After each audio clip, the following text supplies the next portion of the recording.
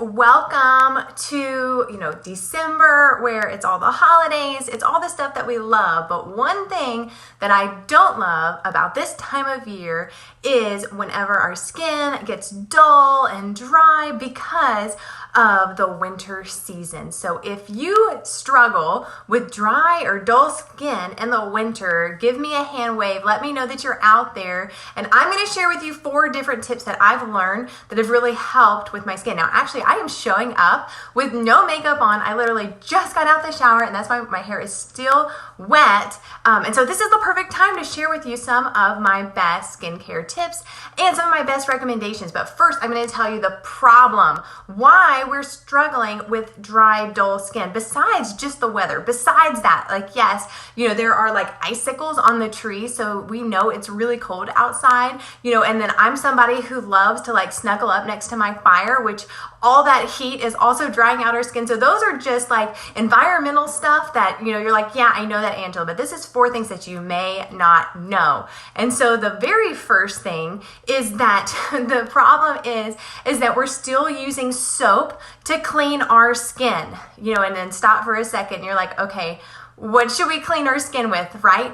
So I didn't realize this, but we actually learned this in, Adam and I taught a homeschool science class, and we taught the kids all about soap and how it's this amazing cleaning agent because it works to bind to the dirt and water at the same time. It has these grips on both ends. And then you think about, wow, that's great for cleaning my clothes, for cleaning my dishes, but you don't want that on your face. You do not want to use soap to clean your face because what it's going to do is it's going to bind to the oil and the dirt, and it's going to bind to the water that's on your face. And so it is drying out your skin. So if you are still using soap on your skin, that's the very first thing, is to stop using soap. And if you want to know what I use, you can shoot me a message and I'll share with you how I keep my skin clean without soap. And honestly, the best way to prevent wrinkles, to prevent aging, is also to keep your skin moisturized. And so number 1 tip, stop using soap. Number 2 is that we aren't taking off the dead skin. Your skin is amazing. Every single day it is making new skin cells. And so, that's the beauty of our skin, is that you are just one step away from taking off the old and letting the new skin show, which is going to be more dewy and more smooth. But the problem is that we don't take off the dead skin, because we actually, there's some different products that you can actually, you don't want to be too rough on your skin. So you don't want to use coarse, I'm thinking of salts or whatever to take off on your face. That might work on your elbows, but you do not want to use that on your face because it's too coarse and you actually may be causing damage. So there's a balance. You have to use the right fineness to take off the skin. And actually there's a way to use a two-way approach to actually manually take off the dead skin, and then actually use natural chemicals, natural fruit that actually work to take off the dead skin too, in a gentle way. And so that's something that I do once a week. And I actually did that today because I got a shower, because I usually do it 2 timing in the shower because I'm a busy mom. So if I can multitask, then that's a win for me. And so that's what I do, is I keep mine in the shower. And so that's what I did today. And so if I look a little bit more refreshed than normal, it's probably because I just took off all the dead skin. And why that's so important is that you may be putting creams and all this kind of stuff on, and if you're putting it on the dead skin, you're not going to get the results that you want. And so always, always, always make sure that your skincare routine includes a way to take off the dead skin in a gentle way, because the skin that's on your face is completely different than the skin that's on your arms, that's on your feet. Think about that. So don't use the same thing and don't think that you're set because you have, like I said, sugar scrubs and different things like that. Those particles are too big and they're going to do damage and then cause more harm than good. So you don't want to do that. So the third thing is eating too many carbs and sugars. So hello, if you've been following me, you know that I am someone that wants to help you ditch the extra carbs and sugars because it is way much more than just your waistline. It is more important for your health, for your skin, and you know your skin is your largest organ. And so if you're having problems with your health, your skin is probably going to show it first. And so if your skin is dull and dry, it probably is tied to what you're eating. And this is something that I learned is that when you eat carbs and sugar, it takes way more water inside your body to actually process those foods. And so you are pulling those resources out to make sure that you're digesting those carbs and sugars, and you're pulling it out of other places like your skin that needs help right now because it is so cold and dry outside.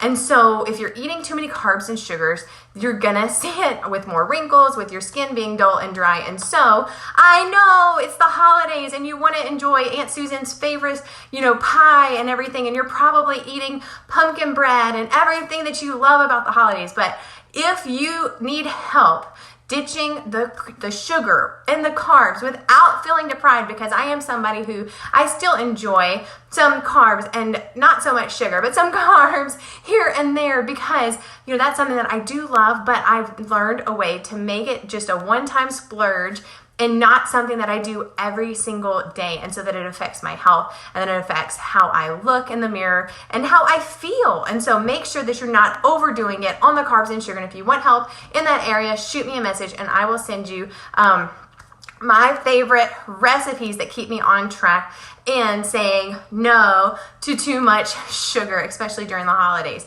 Now, the last tip is something that I learned because it took me, I'm going to turn 35 in the new year. So I'm still holding on. I'm 34 right now.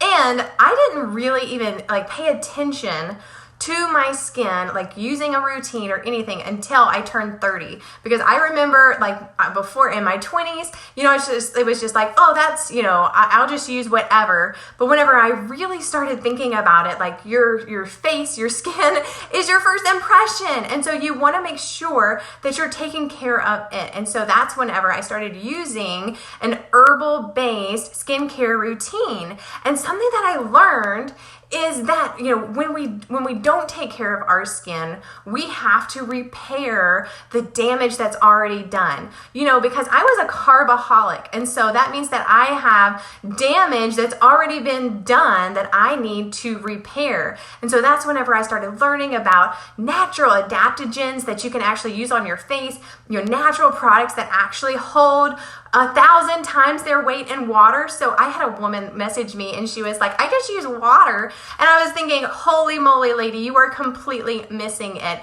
There are natural things out there that are better than water for your skin. And if you really want results, because she was complaining. So if you really want results, then you have to use something that's going to actually work, because just using water is not going to work, because that's what I did, in my 20s, just cleaning my face like that. But that's not it. And thank goodness God gave us these amazing ingredients that actually work to keep us naturally beautiful and to repair our skin, damage that we've already done, and help us look even younger naturally. And so if you resonated with anything that I talked about today, make sure that you shoot me a message, because I'm actually running some specials so you can grab some of my favorite things that I use every single day that help me look my best. Like I said, I'm showing up here with no makeup on, with no concealer, no nothing. This is me.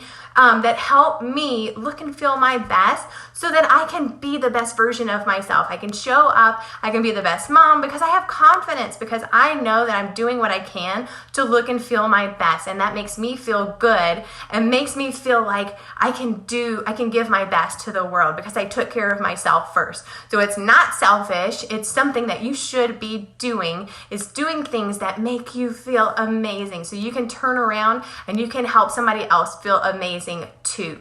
And so like I said, these 4 tips have helped me keep my skin naturally, avoiding the dull, dry skin from the winter time, but using natural ingredients that actually work. And so shoot me a message if you want to know what I use and my best recommendations, and also if you want to grab that flash special that I'm running for today. And if you have any questions, don't hesitate. I am here to help.